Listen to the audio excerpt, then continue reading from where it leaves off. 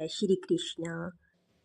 आज हम जानेंगे कि मृत्यु के समय कृष्ण भगवान की आयु कितनी थी तथा कृष्ण भगवान को किसने मारा, कृष्ण भगवान की मृत्यु कब और कैसे हुई और महाभारत के बाद कितने साल भगवान श्री कृष्ण ने राज किया।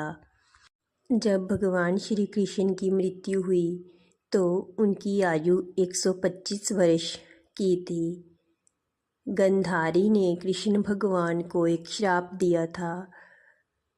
वह इसीलिए क्रोधित थी क्योंकि उसे लगता था कि भगवान श्री कृष्ण ही महाभारत युद्ध के लिए जिम्मेवार हैं, क्योंकि गंधारी के सभी पुत्र मारे गए थे और उसके वंश का नाश हो गया था। तो उसने श्री कृष्ण भगवान को भी श्राप दे दिया था और इस श्राप के अनुसार श्री कृष्ण भगवान को 36 सालों तक राज करने के बाद उसने मृत्यु का श्राप दिया था और कहा था कि उसके वंश का विनाश हो जाएगा। भगवान श्री कृष्ण की मृत्यु एक बहेलिये के तीर से हुई थी। इसका कारण यह बताया जाता है कि भगवान श्री कृष्ण ने अपने पिछले जन्म में बाली को छुपकर तीर मारा था। जहाँ श्री कृष्ण भगवान को तीर लगा था वह स्थान गुजरात के सोमनाथ के पास भालखा तीर्थ में है।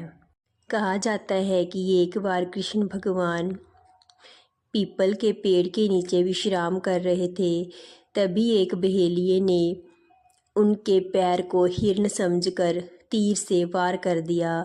इसके बाद श्री कृष्ण भगवान नदी के किनारे ही अपना शरीर त्याग कर दिया और वैकुंठ लोक को चले गए।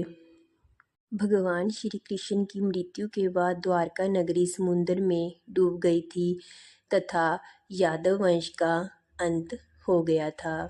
उनके मृत्यु के बाद भगवान श्री कृष्ण के आदेश पर उनकी प्रजा हस्तिनापुर चली गई थी। महाभारत युद्ध के बाद पांडवों ने 36 वर्षों तक हस्तिनापुर पर राज किया।